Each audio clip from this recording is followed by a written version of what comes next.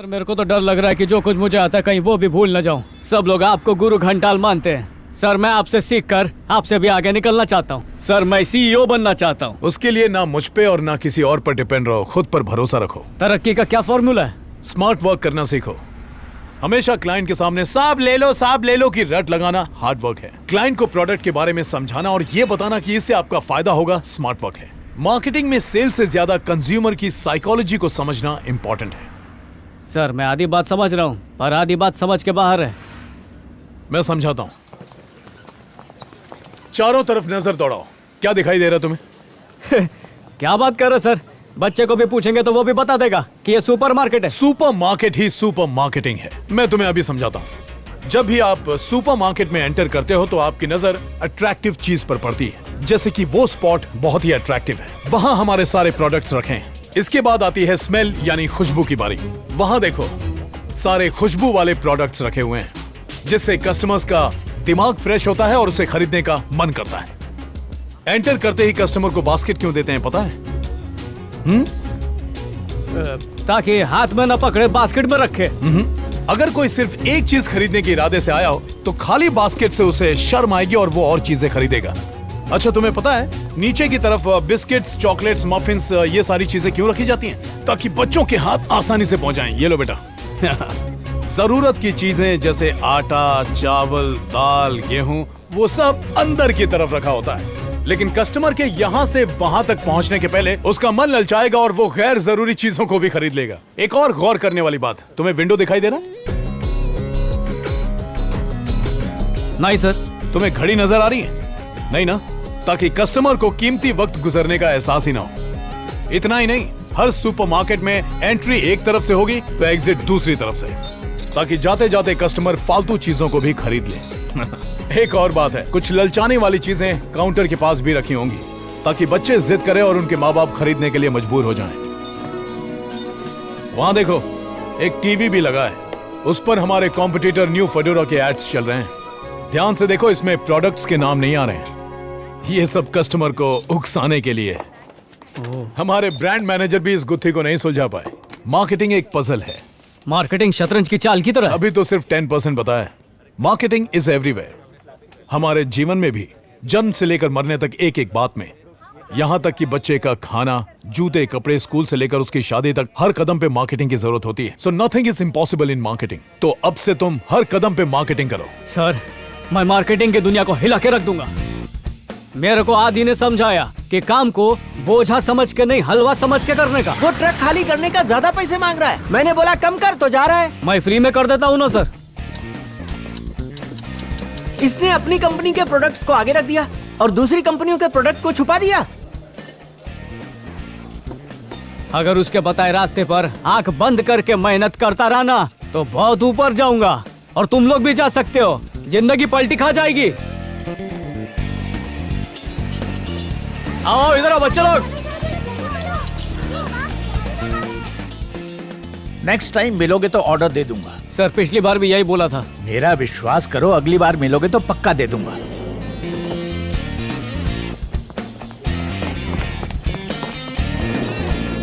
या I got it. Okay. आपने बोला था ना दोबारा मिलोगे तो ऑर्डर दूंगा। ए, क्या है तुम्हारा पीछा कर रहा है? पागल है क्या? शंकर कुछ सीखो इससे, बहुत ही स्मार्ट आदमी है ये। तुम्हारा ऑर्डर पक्का, मेरे ऑफिस में आ जाओ। Thank you sir. ये अरविंद है, सैफरॉन कंपनी में काम करता है। और ये मेरे 5 तत्व हैं। भूमि, रियल एस्टेट, वायु, वैक्यूम क्लीनर, ये आकाश, टीवी वाला, ये अग्नि, गैस चूल्हा, और ये नीर, वाटर प्योरीफायर। इनका तो पता चल गया। पर तुम क्या करते हो? कुछ नहीं, इन लोग के लिए काम ढूंढता हूँ। सबसे पहले व्हाट्सएप ग्रुप बनाते हैं। अगर पानी का स्टॉक कल तक नहीं पहुंचा तो वेंडर चेंज कर दूंगा। आरओ वाटर से आपकी परेशानी दूर होगी। क्या बात कर रहे हो? कहीं से भी कोई काम की बात पता चले तो फटाफट व्हाट्सएप ग्रुप पे शेयर करने का। कोई और दोस्त हो जिसके पास अलग प्रोडक्ट हो तो उसे भी ग्रुप में शामिल कर लो जल्द से जल्द।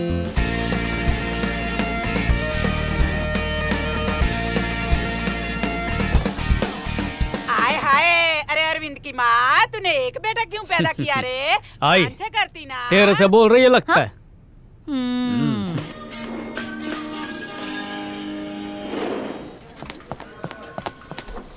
क्या हुआ अरविंद? सर वो फेडोरा का जो ऐड है ना, उसको शायद मैं समझ बताओ गया।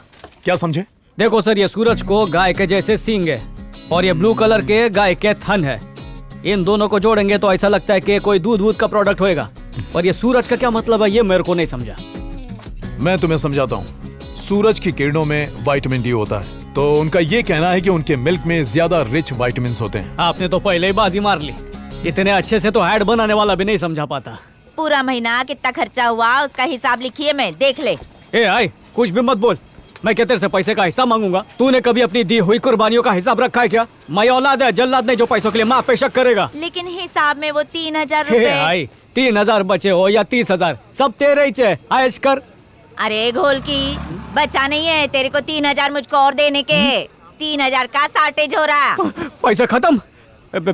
हिसाब दिखा मेरे को। मैं किधर उड़ा डाली सारा पैसा? घेबक तुझ, मेरे को पता था तू मेरे ऊपर शक करेगा, इसके लिए पूरा हिसाब लिख के रखी हूँ मैं। पहली पगार हुई नहीं कि माँ से हिसाब ले रहा है। तेरे बाप ने कभी हिसाब नहीं लिया। मेरा रेडियो बंद हो गया, तू भी अपना बंद कर। मेरी शादी होने तक मेरे पगार पे जितना खर्चा करना करती जा, एक बार भी कंजूसी मत करना। पर आई पक्का कम पड़ेगा। अंकस, अरे मुंह से निकल गया। मैं आई कम इन सर?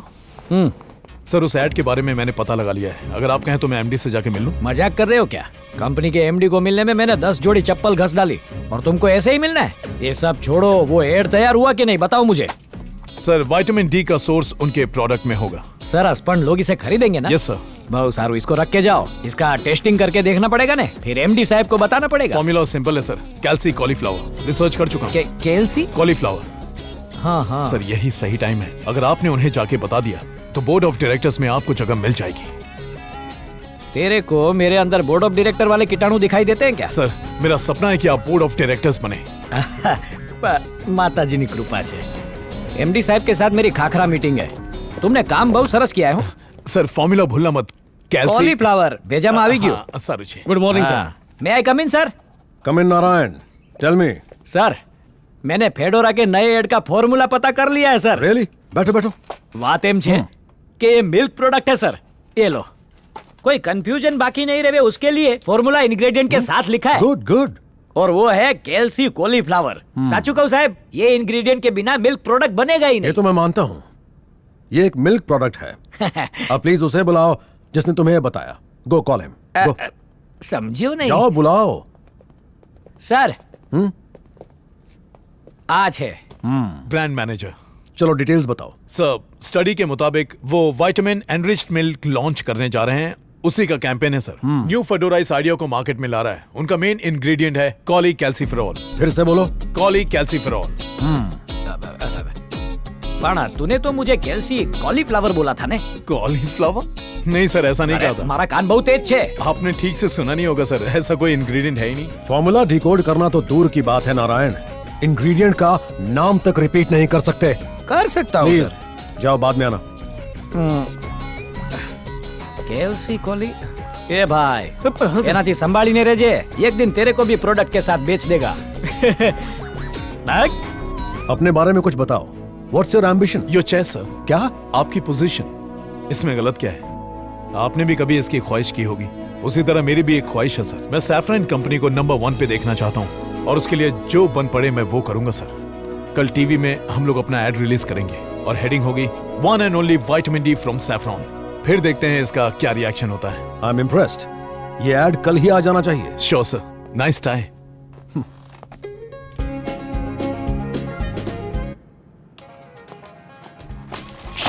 हमारा नंबर 1 प्रोजेक्ट कैसे लीक हो गया? सैफरन को मात देने के लिए ये मेरा तुरुप का इक्का था। किसने लीक किया? यहाँ से लीक नहीं हुआ सर। दिन ब दिन हमारी पोजीशन नीचे जा रही है, हमारी हर कोशिश नाकाम हो रही है। सर, क्या हमारे आदमी उनके बोर्ड ऑफ डायरेक्टर्स में हैं? यस। Super sir. मुझे ये प्रोजेक्ट नहीं चाहिए। Close this project. सर, इस प्रोजेक्ट में हमने करोड़ों रुपए इन्वेस्ट किए हैं। इसे बंद करने से सारे पैसे डूब जाएंगे। यानी फिर से इस इंडस्ट्री में सेकंड पोजीशन पे रहूंगा? पोजीशन से ज्यादा इज्जत का सवाल है। नए सिरे से सोचना होगा, पर गद्दार को कोई माफी नहीं। बत्ती का बिल भरने के लिए 500 रुपया और चाहिए। माँ कहीं गुजराती क्लासेस ज्वाइन करके थोड़ा पैसा बचाना सीख। धूप में तो और चिकनी दिख रही है। आई, मेम साहब को बोलते छुट्टा काम वाली छुट्टी पे जा रही है। बेटे को इतनी पगार मिलती है कि ब्लाउज कम पड़ रहा है। मेम साहब को बोल फेसबुक पे कम बैठे और वॉश बेसिन के पास ज्यादा। अच्छे बर्तन धोएगी तभी लाइक्स मिलेंगे। यहाँ से नहीं तो चमाट खाएगा। तार की तरह लंबा हो गया लेकिन दिमाग से बच्चा ही छे। चल फूट, अभी यहाँ से लेट हो गया तो पगार कट जाएगी।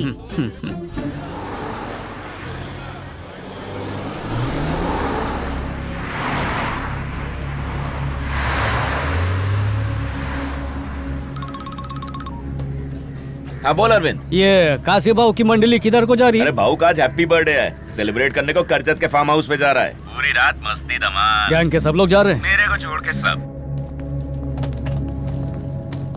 ए अरविंद, क्या धुंध है? बताना भाई। अपने छोकरे लोग को बोलिए हर घर में बांट के आए। ए तंपा भाई आएगी तो दे देना। ए पल ले। ये लो। अरविंद मेरे को ये पर्चा देने को बोला।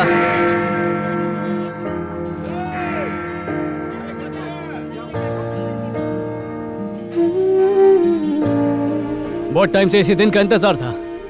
रेडियो खोलने के बावजूद आप सब तक वो बात कभी नहीं पहुंचा पाया जो मैं पहुंचाना चाहता था। बस्ती वालों, अगर मेरी नीयत साफ लगती है, अगर मेरे इरादे नेक लगते हैं, तो मेरी बात को सुन के उसके बारे में सोचना जरूर। तकरीबन 3 साल पहले कुछ सरकारी अफसर अपने एरिया में आए थे। काशी भाव ने हम सबको डराया, बोला कि वो हमको निकालने के लिए आए हैं, और हम सब ने मिलकर उनको भगा दिया। वो हमारी बस्ती को खाली कराने नहीं आए थे, बस्ती बसाने आए थे। यकीन नहीं हो रहा ना?